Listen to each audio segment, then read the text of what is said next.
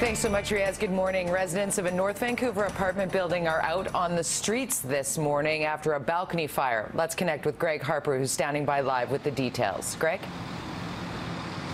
Good morning, Jody. Well, this is a fire that started very early this morning that could have been a lot worse than it ended up being. It happened just behind me here at this apartment building. This is Laurier Apartments. Just spoke to the fire chief, who says they know for sure that it did start on the patio of the penthouse suite. And right now there is a fire investigator inside of that building trying to determine just what caused this fire. You can see this is a look at 13th near Lonsdale.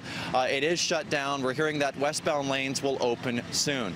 Now, the good news here, the building was evacuated. Everyone got out safely, so that's good news. The building next to the apartment that caught fire, they got out safely as well.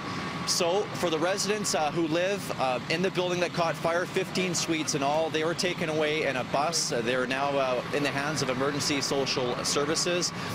This will be an investigation that takes some time. It will be at least a few hours or so until they determine what caused this fire as well. If we just take a look to my left over there, you can see a number of residents on the sidewalk. Those are residents in the apartment building next to the one that caught fire. Right now, there are firefighters in that building assessing it, and we'll let those folks know sooner, hopefully rather than later, if they can return back to their apartments. Jody? All right, thanks so much. Scary 4:30 a.m. wake-up call for those North Shore residents. Greg Harper reporting live for us from the scene this morning. In other news, a cyclist is dead after being struck by a car in Surrey last night. It happened around 10 o'clock on 152nd Street and 86th Avenue. RCMP say a Honda was traveling southbound on 152nd when it somehow struck the cyclist, who died at the scene. His name has not been released, but police say the victim was a man in his 20s. The 18-year-old driver and his passenger were taken to hospital with non-life-threatening injuries. Anyone who witnessed this accident is asked to come forward and speak with authorities. Vancouver Mayor Gregor Robertson says city councillors could decide on regulating the illegal medical marijuana industry as early as tomorrow. 4 days of public hearings wrapped up at City Hall last night. More than 200 people signed up to speak out on proposed amendments to licensing, zoning, and development bylaws. Those include a $30,000 licensing fee and prohibitions from operating within 300 meters of schools, community centers, or other pot shops. Selling marijuana over the counter remains illegal, but there are almost 100 marijuana dispensaries operating currently in Vancouver. The former boss of the Vancouver Olympics says he never suggested a freelance journalist who is suing him for defamation was involved in an extortion attempt. Laura Robinson is seeking damages for defamation over comments John Furlong made after she wrote 2 articles claiming First Nations abuse allegations against him. Furlong says he holds Robinson accountable for making his life unbearable, which included circumstances relating to the accidental death of his wife in a car crash in Ireland.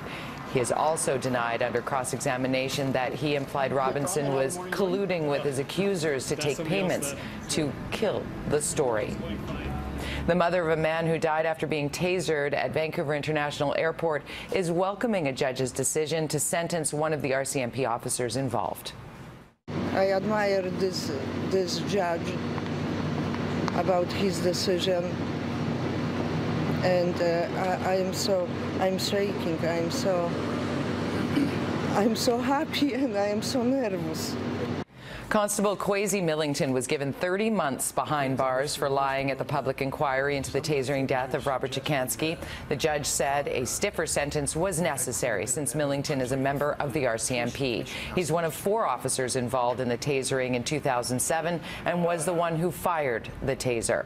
Cikanski's mother says the sentence was justice after almost 8 years. The judge noted that it's very difficult for a police officer to be serving a jail term. So given that fact, the judge reduced the sentence that he might have imposed of 36 months to 30 months. And of course, he also considered the other mitigating circumstances, the accused good character. Millington is appealing the sentence and is now out on bail pending that decision.